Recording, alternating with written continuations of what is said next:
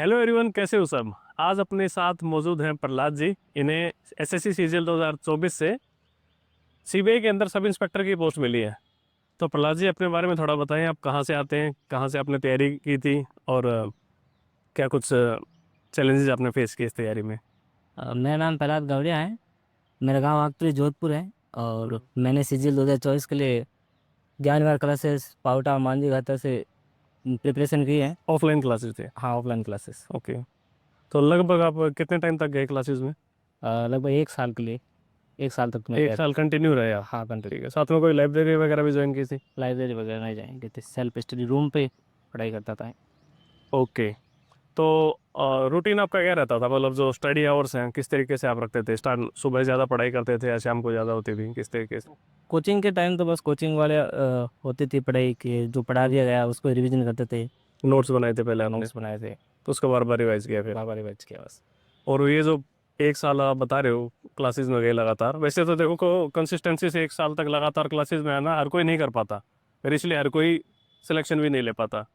इस एक साल में कभी अप्स एंड डाउन्स आए हो दिमाग में, कभी लगा हो कि नहीं यार पता नहीं हो पाएगा कि नहीं हो पाएगा, या हमेशा से लगता था कि नहीं निकल जाएगा सीजीएल। मैंने सर मैंने बीएससी कर रखी है जेएनयू से, तो फिर ऐसा लगता था कि मैं कर तो लूंगा। ओके। और वही थॉट चल रहे थे। शुरुआत में स्कोर कम ही रहता था, बट ऐसा लगता था कि हो जाएगा। जैसे मॉक टेस्ट लगाते थे, हाँ, कितना स्कोर आता था वहाँ पे। शुरुआत में जीएससी में मॉक टेस्ट लगाते थे संडे संडे को, तो उसमें स्कोर 80 के आसपास आता था शुरुआत में। कभी 60 भी आए हैं 200 वैसे स्टार्टिंग में। स्टार्टिंग में। तो जो नए बच्चे हैं जो पहली बार अभी एसएससी सीजीएल 2025 की तैयारी करेंगे या जो फॉर्म भरेंगे, उन्हें आप जैसे क्या रिकमेंड करते हो कि किस तरीके से जो है तैयारी करनी चाहिए, और क्या कुछ टिप्स देना चाहोगे।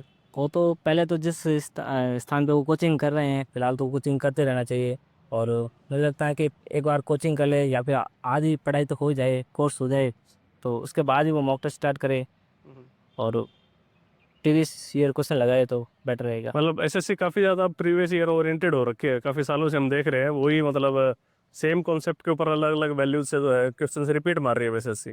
तो एक यही बहुत बड़ा रीज़न है कि कट ऑफ इतनी हाई जाने लग गई है। हाँ, वो भी। और एक बच्चा जिसने एक बार सीजीएल का एग्जाम क्लियर कर दिया, उसको दोबारा और तिबारा क्लियर करने में दिक्कत नहीं आती, क्योंकि सेम चीज़ें बार बार पूछ रही है, कोई वैरायटी नहीं है एसएससी के पास।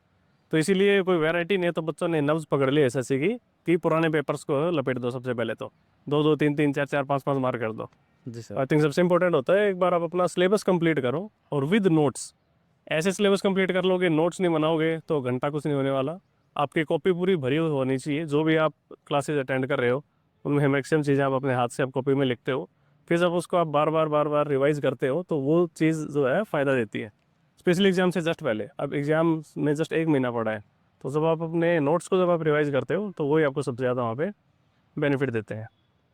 और जैसे आज के टाइम में मैथ्स इंग्लिश रीजनिंग तो मतलब काफ़ी हद तक एसएससी पुराने वाले ही पूछ लेती है। एक जीके का ही चीज़ है जो अब दिक्कत देने लग गई है लोगों को।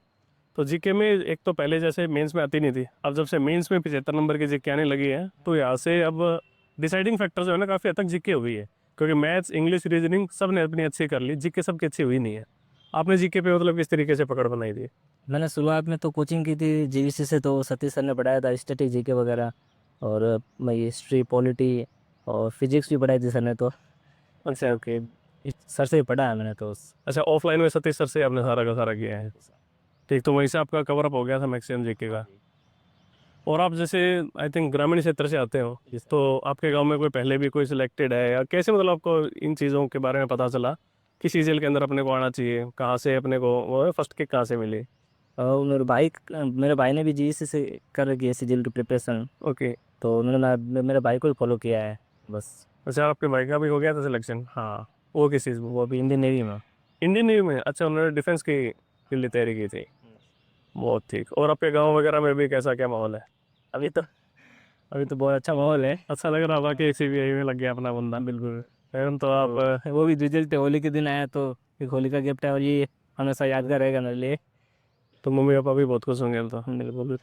आपको क्या लग रहा है कि मतलब कुछ और चाह रहे थे, या ये लग रहा था सीबीआई ही मिले तो सही है, कुछ और डाला था उससे पहले। नहीं, मैंने इनकम टैक्स को ऊपर रखा था, इनकम टैक्स का। बट उससे 1 नंबर कम रह गया मेरे। ओके। चलो सही है, मतलब दोनों डिपार्टमेंट अपनी अपनी जगह सही है। और कुछ आप यंगस्टर्स को कुछ कहना चाहो, कोई ऐसी स्ट्रॉन्ग एडवाइस जो आपको लगता है कि यार ये चीज़ तो बहुत ज़रूरी है तैयारी के अंदर, बाकी सब तो चल भी जाएगा लेकिन ये चीज़ ज़रूरी होनी चाहिए। देखो, पढ़ाई करने वाला तो कहीं से भी निकाल लेगा, वो तो ठीक है, लेकिन मैं एक एडवाइस देना चाहूँगा कि आप अपना एक इस प्रकार से दोस्त बनाओ, या फिर लड़के हैं तो वो लड़की बना सकती है, लड़का है तो लड़का भी बना सकता है, या भी दोनों बना सकते हैं। या अपने लेवल का बनाओ। जैसे आप मान लो कि 80% पढ़ाई करते हो, तो उनको भी 80% वाला या 90% वाला ऐसा बच्चा दोस्त बनाओ, ताकि आपका कंपटीशन बना रहे। मेरा भी एक रूम पार्टनर था, हम दोनों हर टेस्ट में अपना मिलान करते थे, क्वेश्चंस को दोनों डिस्कस करते, तो इससे हमें बहुत हेल्प मिली है। तो मैं भी उनको एडवाइस देना चाहूँगा सभी को कि भी एक ऐसा फ्रेंड बनाओ, या ऐसा फ्रेंड सर्कल बनाओ जो आपको मोटिवेट करता रहे हमेशा, और पेपर डिस्कस करना ज़रूरी है। एक और आप हेल्दी कंपटीशन रहे दोनों। जी सर। ये ज़रूरी है, देखो संगत का असर पड़ता है, आप जैसी संगत में रहोगे फिर उसी हिसाब से जो आपकी पर्सनैलिटी वैसे डेवलप हो जाती है। अगर आपका लॉट ऐसा है जिस संगत में आप रह रहे हो, अगर वो एग्जाम ओरिएंटेड बंदे हैं, मतलब एग्जाम निकालने वाले ओरिएंटेड बंदे, तो आप भी फिर उसी पाथ पे चलने लगते हो। अगर आपकी संगत ही ऐसी है जो कि पूरा ग्रुप में मैक्सिमम लोग ऐसे हैं जो कि एग्जाम से उन्हें कोई लेना देना नहीं, टाइम पास कर रहे हैं, तो फिर आप भी वो टाइम पास की तरफ बढ़ने लग जाते हो। ठीक है, तो चलिए प्रहलाद जी, मेरी तरफ से बहुत बहुत शुभकामनाएं, स्वागत है आपका सरकारी नौकरी की दुनिया में। अभी तो ज्वाइन ही हो जाए तब तक। बिल्कुल। तो चलिए guys, रखते हैं इस वीडियो में इतना ही, मिलेंगे नेक्स्ट वीडियो में। Tata, take care, bye bye. कि